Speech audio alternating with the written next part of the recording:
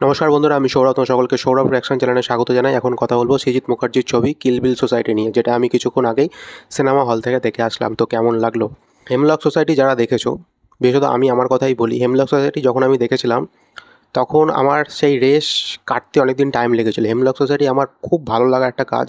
আমার কেন, যারা মুভি দেখেছে বা মুভি লাভার বা মুভি রিভিউ করে, হয়তো প্রত্যেকেরই হেমলক সোসাইটি একটা কালজয়ী টাইপের সিনেমা। সৃজিত মুখার্জির ছবি যারা দেখে তাদের কাছে হেমলক সোসাইটি অত্যন্ত প্রিয় একটি ছবি, এবং তার কারণও অনেক। তার যে গল্প, তার যে মেসেজিং, তার যে স্ক্রিন প্লে, যে অ্যাক্টর এবং অ্যাক্ট্রেস কোয়েল মল্লিক এবং পরমব্রত চট্টোপাধ্যায়ের দুর্দান্ত পারফরমেন্স, এবং তাছাড়াও তাদের যে কো অ্যাক্টর অ্যাক্ট্রেসরা ছিল সেরাও দুর্দান্ত অভিনয় করেছিল। এবং গল্পটা ছিল খুব মানে টাইট একটা স্ক্রিন প্লে ছিল, যার জন্য খুব মানে বোরিং লাগার কোনো সম্ভাবনাই নেই। একদম যারা অতিথি শিল্পী হিসাবেও কাজ করেছে, মানে তাদের অভিনয়ও খুব ভালো ছিল। তো তাই জন্য হেমলক সোসাইটি খুব কালজয়ী একটা সিনেমা হয়ে থাকবে। হেমলক সোসাইটি খুব পছন্দের একটা সিনেমা হয়ে থাকবে। এবং হেমলক সোসাইটি যারা মানে দেখেছে, তারা নেক্সট কিল বিল সোসাইটি দেখার জন্য আগ্রহী ছিল বলে আমার বিশ্বাস। এবং আজকে যখন আমি সিনেমা হলে সিনেমাটা দেখতে গেছিলাম, আমি দেখেছি যে অনেক মানুষই গেছে। হ্যাঁ, এটা ঠিক, দেব এবং জিতের সিনেমা বাদেও সৃজিত মুখার্জির ছবি দেখতে অনেক মানুষই যায়। সৃজিত মুখার্জির ছবি রিলিজ পাওয়া মানেই অনেক মানুষ এই ডিরেক্টরের নাম দেখেই সিনেমা হলে সিনেমা দেখতে যায়। এটা একদম বাস্তব কথা। তো আজকে যখন আমি গেছি, আমি ফার্স্ট ডে সেকেন্ড শো দেখলাম। তো সেখানেও প্রায় প্রায় ভর্তি। সেটা অন্য ডিরেক্টরের ক্ষেত্রে বা অন্য অ্যাক্টর অ্যাক্ট্রেসরা যখন থাকে সেক্ষেত্রে হয় না। এটা সৃজিত মুখার্জির একটা সাকসেস বলা যেতে পারে। তো গল্পটা যদি বলি, হেমলক সোসাইটিকে কি ছুঁয়ে যেতে পারলো? তবে আমি এক কথায় বলবো, এটা হেমলক সোসাইটিকে ছুঁয়ে যেতে পারেনি।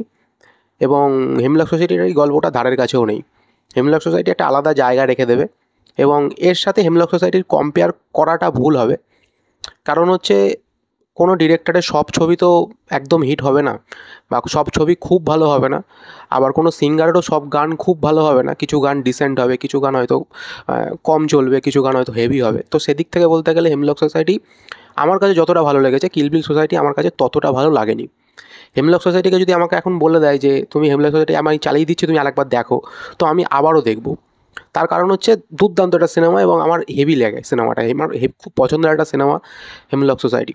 এবং কিল বিল সোসাইটি, যাই হোক, মুভি রিভিউ করতে বসেছি, তাই জন্য মুভি দেখা এখন খুব অভ্যাসে দাঁড়িয়ে গেছে।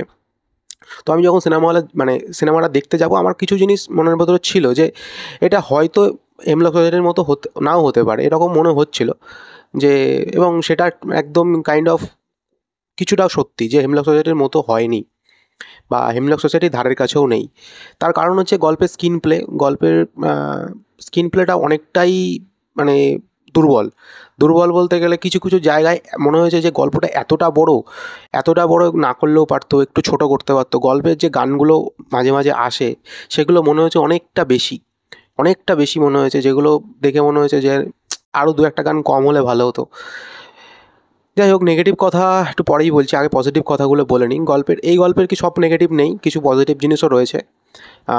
গল্পটা একদমই ফেলে দেওয়ার মতো গল্প না, গল্পটা যে একদমই খুব বাজে হয়েছে তাও না। গল্পের মধ্যে কিছু ভালো জিনিসও রয়েছে। তার মধ্যে বলবো যে পারফরমেন্স ওয়াইজ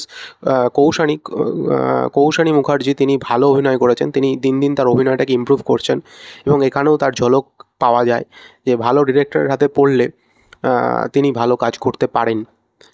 তারপরে রয়েছেন এখানে, যার কথা না বললেই নয়, তিনি হচ্ছেন বিশ্বনাথ বসু।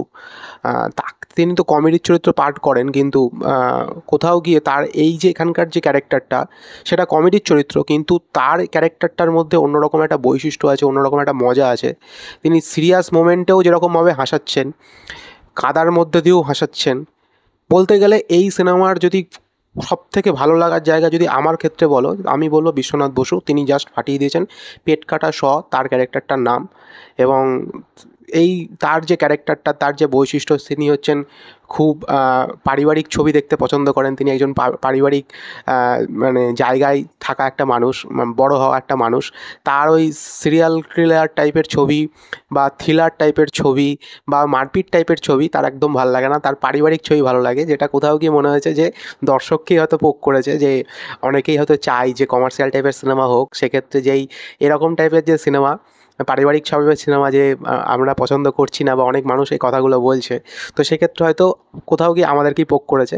তো বিশ্বনাথ বসুর ক্যারেক্টারটা আমার বেশ ভালো লেগেছে। যদি বলা হয় গল্পের হিরো একমাত্র কে, আমি বলবো আমার কাছে গল্পের হিরো বিশ্বনাথ বসু। তিনি না থাকলে এই সিনেমাটা আরও বেশি ফ্ল্যাট হয়ে যেত, আরও বেশি ঝুলে যেত সিনেমাটা। মানে মনে হয়নি আর মানে গল্পের ওয়ান লাইনার একটা গল্প, যেটা গল্পটা যদি সম্পর্কে ছোটো করে বলি, এখানে একজন ক্যারেক্টার মানে একজন আর্টিস্ট, সোশ্যাল মিডিয়ার ইনফ্লুয়েন্সার বলা যেতে পারে, সে অভিনেত্রী হচ্ছে, তার জীবনে একটা ফ্রেম আসছে, তারপরে তার জীবনে কিছু ঘটনা ঘটছে, তার ইন্টিমেট সিন সোশ্যাল মিডিয়ায় ভাইরাল হচ্ছে। এবার তারপর তার আর বেঁচে থাকতে ইচ্ছা করছে না, সে তার জীবনে সুপারি দিচ্ছে যে তার জন্যই সে বিশ্বনাথ বসুর কাছে যাচ্ছে, মানে যে পেট কাটা শ। এবার বিশ্বনাথ বসু ভাবছে তার হয়তো বয়ফ্রেন্ডকে মেরে দিতে চাইছে, কিন্তু পরবর্তীতে দেখা যায় সে নিজেই মরতে চাইছে। এবং তারপরে আনন্দকর যে মৃত্যুঞ্জয় কর হয়ে আসবে, সে এসে তাদের জীবনের সাথে কি ঘটবে বাকিটা জানতে গেলে তোমাকে সিনেমা হলে গিয়ে সিনেমাটা দেখতে হবে। এবার আমি আগেই বললাম গল্পের স্ক্রিন প্লে অত্যন্ত দুর্বল, এবং কখনো কখনো আমার মনে হয়েছে যে কমেডি যদি ওয়ার্ক না করতো তাহলে এই গল্প দেখা খুব ইম্পসিবল। সেটা আমার ক্ষেত্রে মনে হয়েছে। আমার মানে মনে হয়েছে যে এত বড় মানে কখন শেষ হবে। লাস্টের দিকে গিয়ে মনে হয়েছে অযথা টেনে টেনে বড় করেছে, অযথা এতটা না টানলেও পারতো। এটা আমার মনে হয়েছে। এছাড়া আর কি বলবো, এছাড়া আর ভালো দিক বলতে গেলে একটা লাস্টে একটা মেসেজ রয়েছে, যে যে মেসেজটা জানার জন্য তোমাকে অবশ্যই দেখতে হবে। কিছু টুইস্ট রয়েছে যেটা আমার কাছে খুব প্রেডিক্টেবল ছিল, কিন্তু তোমাদের কাছে হয়তো ভালো লাগতে পারে।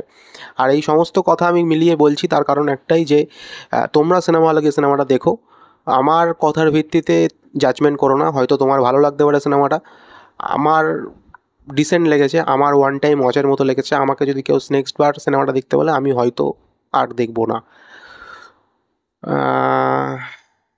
আর যেটা ওই যে বললাম, কিছু সিন হয়তো না থাকলেও ভালো লাগতো, যে ভাই অযথা বাংলার ইমরান হাশমি হওয়ার কোনো দরকার ছিল না, অযথা টেনে টেনে কিছু জিনিস করার কোনো দরকার ছিল না। হয়েছে লাস্টের দিকে পাহাড়ে গিয়ে অযথা জিনিসগুলো হচ্ছে, অযথা হচ্ছে, মানে খুব বোরিং লেগেছে আমার। কিছু কিছু জায়গায় খুব বোরিং লেগেছে। আমি বললাম যে বিশ্বনাথ বসু না থাকলে, ওই ক্যারেক্টারটা না থাকলে, কিছু কিছু সিন না থাকলে হয়তো এই সিনেমাটা খুবই ফ্ল্যাট হতো, খুব অ্যাভারেজ লাগতো। তো আমার কাছে খুব সিনেমাটা খুব ডিসেন্ট লেগেছে। আমাকে যদি বলো 10-এর মধ্যে কত র্যাঙ্কিং করতে হবে, তাহলে আমি বলবো 6। বাকি তোমরা জানিও তোমাদের কার কার কেমন লেগেছে। ভালো লাগলে চ্যানেলটাকে লাইক করে দিও, শেয়ার করে দিও, সাবস্ক্রাইব করে দিও। Thank you.